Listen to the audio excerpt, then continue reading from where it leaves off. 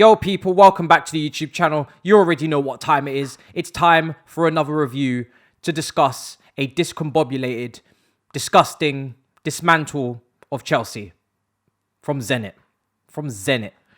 3-3. Just pure destruction, disarray, just disrespectful. I know what you've done. You've got your dictionary out. You moved it to the D section and you've just copied like lots of D words in it.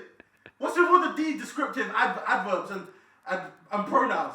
We were cut open like Charity FC I've never seen before. Like, I'm talking incisions. I'm talking we're donating organs, kidneys, whatever you wish. This is the most giving I've ever seen Chelsea. And it is Christmas round the corner, but this is taking the piss, people. Seriously. Now, this is not going to be from start to end. This is just going to be a outpour of emotion. Now, before this game, I knew it was going to be a difficult game. I wasn't expecting a walkover. I wasn't expecting a landslide.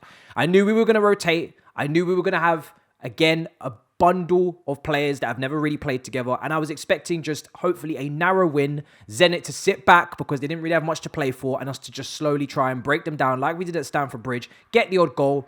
It's not pretty, but we move. Boy, was I wrong. Boyaka.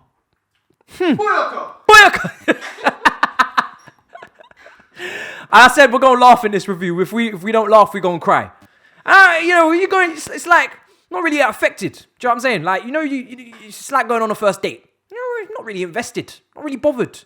If it goes well, it goes well. If it doesn't, it doesn't. Just get out without any injuries, without any emotions. Keep it moving. But try to keep the bill low. Yeah, keep the bill low. Do you know what I'm saying? Keep it under 100. Coffee date. Try and split the bill even if you can. Split it. Boy, we paid the whole bill tonight. You didn't just pay the whole bill.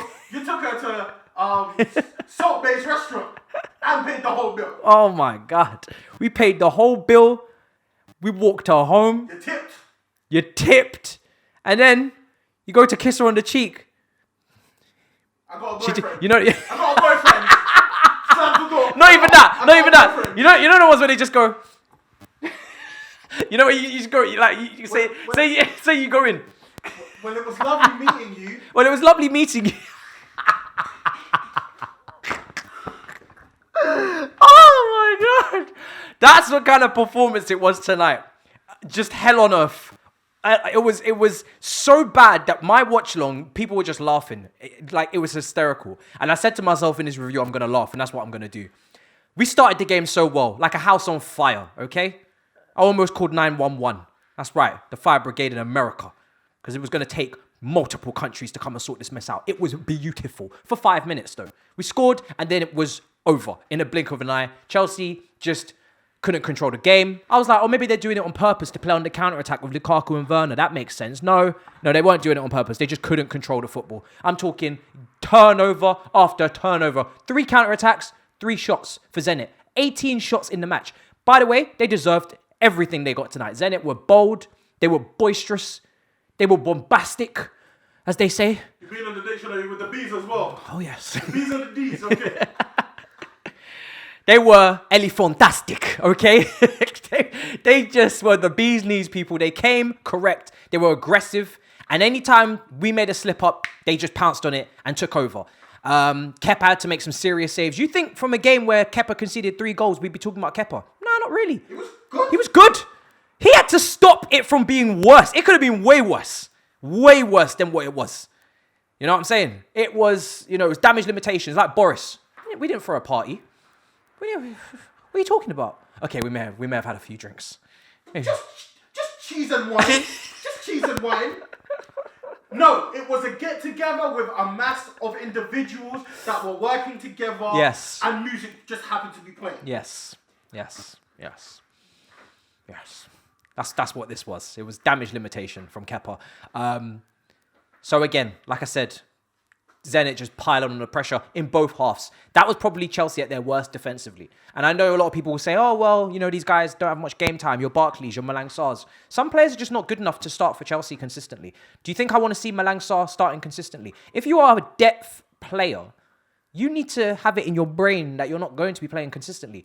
I've never heard of a depth bench player talking about, I need consistent minutes to play well. That doesn't make any sense, my guy. You're on the bench. That's your role. So when you come on, you have to make an impact. You have to be an impact guy. That's what you're training for, to be an impact guy. We got a lot of guys who can't do that, clearly. Evidently in the Carabao Cup, going to extra time, going to penalties or whatever have you will, and fumbling the bag potentially as well at times and getting saved by Kepa. Depth.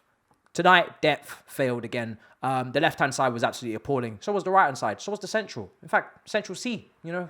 What was it? It was peak. It was peak. The whole back line got exposed, cut open, like I said.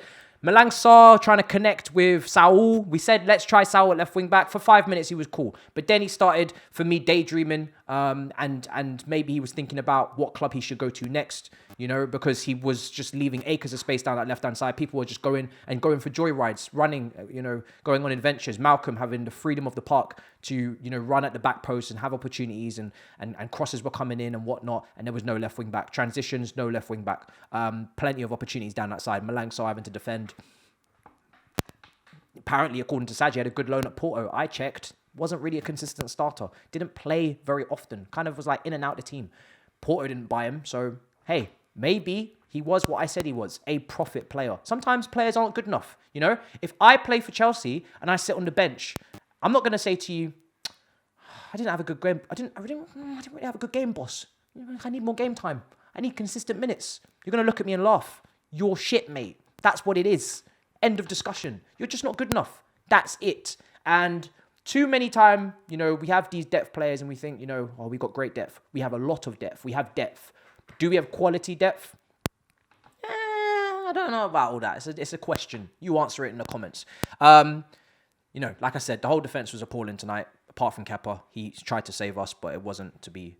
Now, is there some positives? Yes. Timo Werner got 2 goals and an assist. He was good. He was good. He was the other good player. Frustrating at times. He still had moments. I think we're too many times in football now, we're addicted to goals and assists stats, and we don't actually look at performance and say, how many times did they frustrate me? Oh, a lot.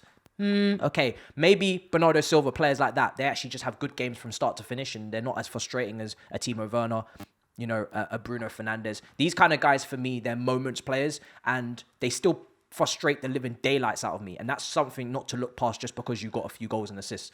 But again, better than most. Had a good game. Whether you want to give him man of the match, maybe so. Lukaku got a goal as well. Tap in, nice for his confidence. I think that was kind of all his. Can we talk about Big Rom? I think that was all he. 1 shot on target, 1 goal. Is he really good or really bad? He's really warming up.